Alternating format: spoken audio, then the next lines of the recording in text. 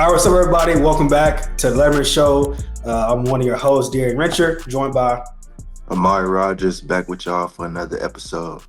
back, man. Look, we appreciate all the love from the beginning. Obviously, we just kind of getting going, but thanks for everybody who's tuned in, who supported, who liked, shared, commented on any platform. Like I said, we just kind of get this thing going, and we saw opportunity in space. We see a lot of opinions on Twitter, Facebook, Instagram, wherever, and so hopefully we can just offer like a little insight, a little expertise, a little more, I don't know, like credible opinion. And hopefully y'all enjoy just the dialogue. We're going to talk, obviously, Stanford game, talk overall thoughts about like where we are, where we feel Clemson football is right now. And then we'll get to this FSU game, which is definitely a little underwhelming now, but still, we're going to talk about it. For sure. Yeah, bro. Trying to think, my initial thoughts off the game were a little sluggish, a little slow, but still another performance, like another good performance, another good win. Like wins a win. Definitely. Still another explosive performance from the offense, man. They're rolling right now. You know, like you said, it was a slow start, but, you know, that's okay. You know, they still were consistent and still moving the ball pretty well. You know, it's just a bunch of a little bit of here and there, you know, shooting ourselves in the foot. But, you know, that's part of the game. But I feel like second half more so we picked the ball up and we started rolling with it, man, making big plays down the field. You know, young guys again balling out. And, you know, we had another big performance from Cade again. So, like I said, I'm gonna say it every single week, man. If Cade continues to ball out and do his thing, man, we're able to do whatever we want to with this season, man. So it's exciting to see how he's playing right now. No, for sure. I said the same thing. I think I saw somebody say this, and I think it's an accurate depiction too. Of like, to me, the Stanford game was like a C minus, like a C plus, B minus performance, but the result was still the result. And to me, that's hats off to where I think how good this team has potential to be, because it takes you back to those glory days of like teams we were on, teams couple of teams before us, where like you cannot play your best and still dominate. Exactly. And that's why I think, to me, like we've had probably 2 games before this where we see these guys probably put together like some really solid performances on both sides early on, like getting off quick and then basically finishing the game strong. And to me, that was like, and that happens sometimes. You're not going to have a game where you're going to start fast every game. You got to figure out different ways to manufacture the energy, the momentum. So I think it was a cool way to win in a different way, if that makes sense. I think throughout the season, you're going to have – obviously, you would love to dominate every game. That would be amazing. But, you know, as we know, like in the seasons we were in successful years, like you got to find different ways to win. There's been games you got to figure it out. And so to me, it was cool to see the guys win in a different way than we've seen this year so far. Yeah, no doubt. You always hear Sweeney say, you know, a win is a win. And, you know, no matter what, we celebrate the win. So no matter what it looks like, if it's ugly or bad, we going to make corrections later. But right now, you know, we celebrate the win and we appreciate the win because it's hard to win. So that was good seeing that, you know, Jim going out there and still getting the win, you know, no matter how it got done. No, for sure, bro. I think that there's no way Clemson fans can get bored for a while with just winning. You know, there was a period where it was like we just show up on Saturdays, Clemson, we just gonna win games and we all have a good day, and nobody's thinking of it. It's just kind of what we do. Now it's like if you ain't appreciating wins, something's wrong with you. You need to appreciate every day because it's hard to win. Look around college football every week. Yeah, exactly. You know what I'm saying? We got so immune to it for so long, and then obviously we had like a little drought there. But man, like it's hard to win. It's hard to play well week in and week out. So just hats off to all the guys on the team, kind of being consistent. To me, really getting back to that standard. That's why I think as alum, I like seeing is like you just know it when you see it and you know it when you don't. That's what Sweeney always says. And to me, like has the makings. I think there's a mix. I want to see us play some harder teams for sure. But still, we just look the part right now, which I think is half the battle. Like we look the part, we're playing with confidence, playing with swagger. Like you said, number 2 looks the part. Like he looks different than the previous years. He looks like the kid who they were super excited to go get the number 1 quarterback in the country, who could be whatever. Like he looks like that guy. And I think everybody's happy to see that. Like I said, I think the season's going to continue to go as 2 goes. Obviously, it has to defense too.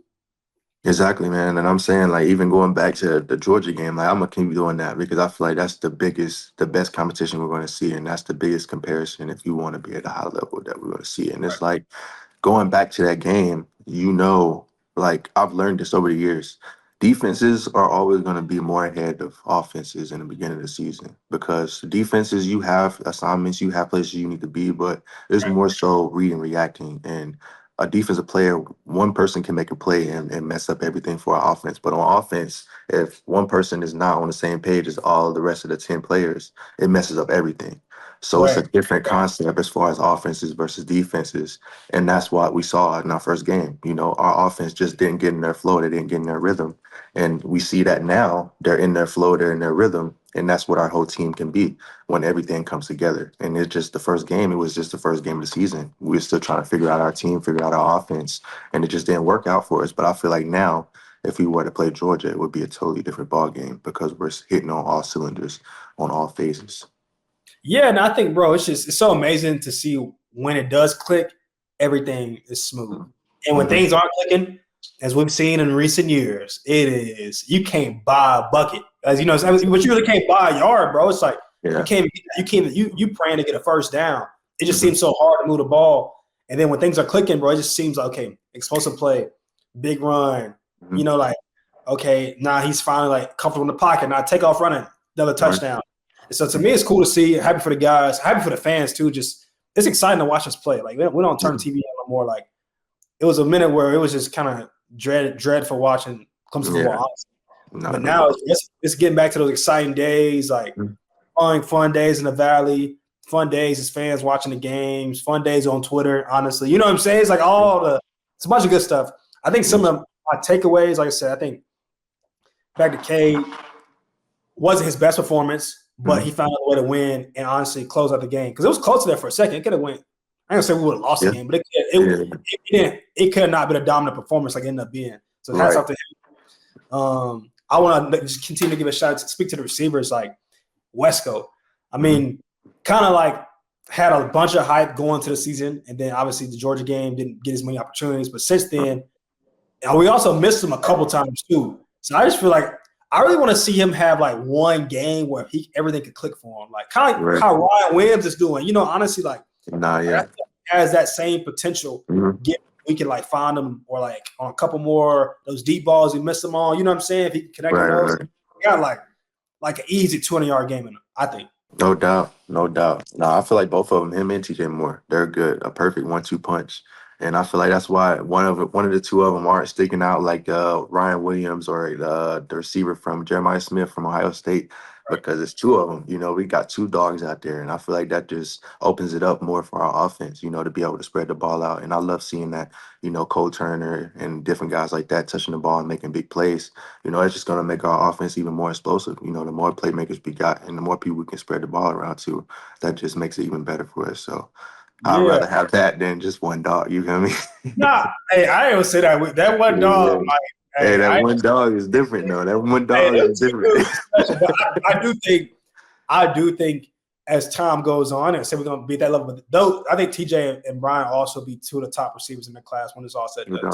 Two dudes are nice, special, are only gonna get more opportunity, only gonna continue to grow and develop. So on that note though, is anybody remembers the Roddy White thing from the Georgia game? Which is hilarious. I'm not. I get somewhat what he was saying. It's crazy take, but I get it because predominantly skilled players are African American. Let's just call it. You know what I'm saying? Like, tight ends, you get a little sprinkle. Running back is predominantly Will Shipley was a phenomenon, y'all. Like that is going and running back. Quarterback, sprinkle. You know what I'm saying? Quarterback's kind of 50-50 nowadays. Right. As far as receivers goes, I want y'all to show me the draft classes of the past 20 years and show me how many, you know what I'm saying? Lad McConkey, Hunter Renfro. That's the only ones I remember off the top of my head. That's what I'm saying. Maybe dude from Notre Dame was nice. But there's some good, there are some good receivers, but predominantly they are African American. Now, I will say, Clemson, we have had some good runnings with our Caucasian receivers throughout the years. Got some legendary ones. Go back to Coach Brish, Adam Humphreys, Renfro. You know, we've had some really good ones. I think maybe Cole Turner's worked himself into that conversation. We didn't get Cole Turner when 13. What are we doing? Hey, don't sleep on Stellato either, man. Stellato out there making plays too now. He a slider. Him and Cole, they out there making plays now. So. Stallion. We need to Yeah. who's 13 on offense? Anybody? 13. I don't know. Look, this is my petition. We need to get Cole Turner in 13. He needs to carry the white receiver tradition at Clemson. It's not spoken, but it's been a thing. Y'all think about it over the years. We need to get Cole Turner to carry the torch. Somebody's got to pick it back up. And if it's gonna be somebody right now, I'm nominating Cole Turner to pick up the Clemson white receiver legendary number 13 number. And from there, when you put it on, go make it something. Go to the next. For sure. Is there a reason why he wears 20? What is it? 22? 22? I have no idea. Maybe it was just. That's not a pretty receiver. If y'all fans, if y'all would have let us know. My petition for Cole Turner to get 13. I want to see the tradition live on. But honestly, that's all my thoughts. Like I thought, like so West got a big game. I thought to me, once again, Avi Terrell stepped up, like continuously scoring. A dog. Strapping the best receiver, 13 that they have. Is a dog, man. He's been killing ever since last year. I remember when they played Colorado and he dominated Travis Hunter. Like, and AV went and strapped it. Like, you follow him the whole game, and he was a non-factor for real. So that just proves to see, like, it doesn't matter who it is. Like, he's gonna show up and he's gonna be there. Like I said, I love seeing him play. Like I think, like I said, our defense, like once again, like we've been Clemson notoriously as a team. We are at our best when the offense is making big plays and being explosive, and the defense is getting turnovers. When those two things are clicking together, and special teams is doing their job, but we're gonna be hard to beat against anybody. That's my personal take. Like when all those things are happening, to me, that's what makes Clemson football what it is. Is defense getting turnovers, getting stops, offense taking care of the ball and making big plays. And special teams doing their job, put all those in a pot. That's what the success has been over the years of Clemson football. I think we're getting back to that now. It's cool to see. Right. So my thoughts, I said, good win. On to the next. It was kind of, like I said, sluggish game. I think before we get to the FSU, I think overall, we're obviously as coach. I mean, as an alum, fan, supporter, I care about the rankings. I just like looking at them. I know coaches always like, it don't really matter until the end. You know what I'm saying? Because it's game season. I will. Here's my take, though, because I do want to give some takes, is I wouldn't have a problem seeing 6 through 14 tomorrow. If I'm as a Clemson fan, when I look at who is on there, I wouldn't be afraid. Like that's if we can put list them off real quick. So you got Oregon at 6, Penn State at 7, Miami at 8, Mizzou at 9, Michigan at 10, USC 11, Ole Miss at 12, LSU at 13, Notre Dame 14. Yeah. Like if we going off recent performances, now obviously it's a long season, we got to put more together. But as a fan, as a Clemson fan supporter, I would not be shaking any way to see any of those teams. That's why I think we could easily make that jump in the next weeks. Like we keep doing what we're doing. The schedule is definitely favorable for us. Like I said, I think we playing top-notch football, and I think we'll work us. We definitely, if we're not in the 12 by the end of the season, I'll be surprised. For sure, man. The sky's the limit, man. Like I said, it's all about consistency, man. It's all about continuing to build that camaraderie with receivers, and keep making those plays. And as long as we keep making plays, we gonna keep buckling. I know, and maybe it's this game. Y'all write this down. I feel like Phil Monfa's due for a crazy game.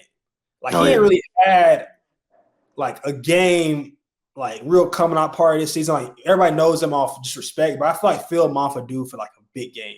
Honestly, the way people run that ball in FSU, let's get into that. I think it could be this weekend. I see 100 plus, like easy, not easy, but like, I think Phil is due for a big game, like a big game. I think this week we're gonna get it.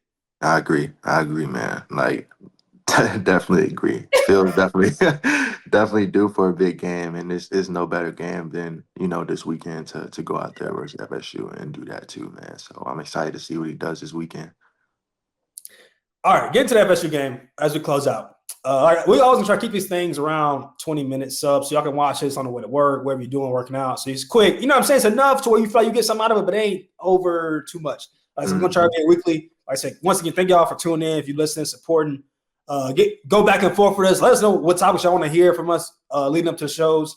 All right, so To me, this game means a lot because of tradition. Right. So Florida State Clemson has always been a legendary rivalry. For a long time, the ACC was decided between Clemson and Florida State. For I think it was like 7-8 years. Like whoever won this game won the league. Exactly.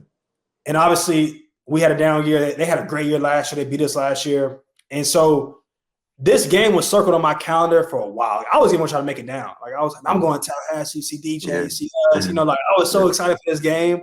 Right. So to see it be watered down is definitely sad. I'm like, dang. Man. You know what I'm saying? Like, I'm like, this game has so much potential. Like, and obviously it's still a big game. Don't get me wrong. But it has so much potential to me to be like a real marquee matchup. Truly, so, as I love to see us go down there and hang up like we did in 2018, go crazy. But I at least want to see the game have some, you know what I'm saying, some juice meaning to it. Yeah, some juice. Yeah. Like now it's just, were they 1-4? Yeah, they're 1-4. Yeah, they got one win. And DJ's not playing. Mm-hmm. And so it's like I'm telling you, I got the notification. I was like, bro, what? Like all the storylines are just out the game. Now, obviously, we owe some get back, so that's still there.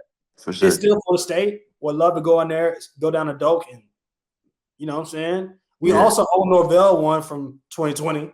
Yeah. You know what I'm saying? Like there's a lot of get back involved here. And so that's still gonna be exciting just to beat Florida State. And obviously, as alumni, like I mean, it's like you associate Florida State with so many great people, so many great NFL guys. So it's still good for Clemson to beat up on them. No. My prediction, I think he's gonna get like I think this is gonna you probably gonna see the best Florida State team that you have seen all year. Yeah, I think even though DJ's not playing, I feel like they're still going to want to go out there and put on a good performance for him, just knowing how big of this game is, to him. Even though knowing DJ, he's probably, rubbing it off and thinking it's not really a big deal. But deep down, everybody knows, DJ, this means a lot to him, So I definitely feel like we're going to see the best of Florida State, but I still feel like we have definitely by far the best matchup. And we have the best playmakers, the better offense, defense, everything. So if we go out there and do what we're supposed to do, be on point, I feel like it should be an easy win for sure. I think that doing touch with DJ before we close, we got a couple more minutes, brother, I think, like I said, this is going to be the best Florida State team. If I'm Coach Norvell, I'm telling my team, and that's why as y'all we wanted to give y'all some inside scoop because just like I said, these aren't casual thoughts. A coach is always gonna find an angle, you know what I'm saying, to motivate their team. That's always head coach got to find an angle. Coach Wynn's gonna find an angle even though the game isn't as hype to get our guys ready. Coach Norvell's gonna find an angle even though they had a bad season to get them up for the game. That's their job. If I'm Coach Norvell, I'm saying you want to redeem your season, go knock them off. Right. Like that's the only way I could get it. Like if I'm a coach, Florida State, you want to redeem this season, go beat Clemson. Exactly. Honestly, like I ain't saying it's all gonna be dandy, but like it would definitely put some fire back in Florida State. If I'm Coach Sweeney and knowing Coach Sweeney, hey man, when you see a wounded dog, put him down. Don't give him no life. Yeah. Don't give him no life. You see a wounded dog, put him down quick. Let's come out the gate. And I would love to see this, man. Like how those other two games went. Like I mean, ugly. Ugly. Ugly.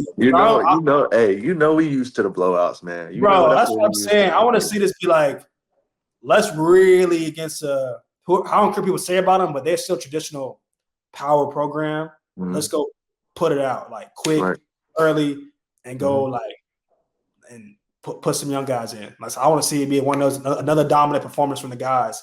And then also DJ real quick, because I feel like we definitely want to touch on that as we both play with DJ. Bro, my thoughts have always been for DJ, especially this season. Prior to this season, DJ's one of the best teammates I had, one of the best dudes I've been around the locker room. Good dude. He was somebody when he left, I was wishing him nothing but success. And I feel like he had the work ethic to deserve that. And every time he's had a big moment or moments with Oregon State, or like I said, even like the first game, I was glued into the TV just to watch DJ. It's like I wanted to see him have nothing but success. Exactly. That being said, though, it has been super sad for me to see how everything has transpired. Facts. Just because, like I said, it's some guys you don't wish harm on nobody, but you like, you know what, kind of see like, you know what, I kind of saw the writing on the wall. I really couldn't predicted that his career would have went this way. Right. Judging like, to me, the character I saw, the work ethic I saw, and like I said, the drive to be great. Honestly, he was always at the practice throwing extra balls. Like, you know, he was doing everything to make himself the player. Like I said, I don't really know what the disconnect has been. I hate to see this kind of be the way he goes out. Love to see him kind of have some bright moments as the season, if he gets back healthy. Right. So that's kind of my take. Like I said, I get some of the Clemson fans, I understand some of the remarks, like maybe from, you know, Big Dave and like other things he said. Like, I get it. But from my standpoint, it's been nothing but love for DJ. Some of y'all saw Coach Sweeney's remarks. I'm like, if y'all haven't seen that, bro, got us a lot of wins, took us to ACC championship, allowed us to stay steady that 2020 year, which we were able to get ACC championship that year. So I hats off to bro. I feel like I say forever good in my heart, but I do understand like some of the rhetoric, you know. I don't know what you want to say. Nah, no doubt, bro. No doubt, man. DJ's, like I said, this freshman year was my last year. So coming in those 2 games that he came in for Trevor when he had COVID, I saw right there how special he could be. You know, he came in and dominated. And, you know, from those 2 games, you know, that's kind of the expectation that people has put on him just based off of those 2 games. And it was like, you got to think, people don't think about situation as far football as far as situations and opportunities. You know, in that situation, he was a backup quarterback, so he didn't have that much pressure on him. He didn't have, you know, all the eyes on him or everybody knew he's a 5-star and the #1 quarterback, but it wasn't that much pressure as him the next year being the guy behind Trevor Lawrence, what Trevor had done and all that, and having the expectation. So he was able to go out there and play looser and play freer. And I feel like that's what he had in Oregon State. But because of that situation, how that fell out, you know, the cards didn't turn out being the way that they turned out, and he had to go somewhere else. So I just feel like football, sometimes when things don't go right for people, you know, it's sometimes opportunities and situations that just don't fall their way, as opposed to, you know, bad performances and bad playing. You know, situations can mess people up mentally, and that can carry on with them for a long time. So I feel like that may be part of the situation. You know, he may be scarred from a few things, and that may be holding him back. But you know, you see sparks every now and then where you can see what he's capable of. You know, I sit back and I wait, and I love seeing him play and do his thing. But you know, it's just tough right now, and I know he's going to get through it. You got the right people behind him and stuff like that too. So, you know, I love the guy, man, and I just want nothing but success for him. I wish he was playing this week too, because I knew he wanted to for sure. Right. Yeah, no, it definitely added some more juice to the game. But yeah, it's like I said, I'm excited to see what the boys do this weekend. Like I said, hey, we're gonna be doing this every week. So look, let's listen to what y'all want to hear. We're gonna try to cover all the things we see on Twitter. So we got the most of them. Hopefully y'all enjoy. Like I said, let's the Letterman show. We'll get some former guys on here too. Maybe just kick it with us. Maybe bye week. See what y'all want to hear. But it'll be good. Like I said, thank y'all for tuning in. Much love, Clemson family. Anybody else who tunes in that loves college football. That's will be every week. I'm Darien Rencher. Amari Rodgers, man. Appreciate y'all tuning in. Appreciate y'all. Peace.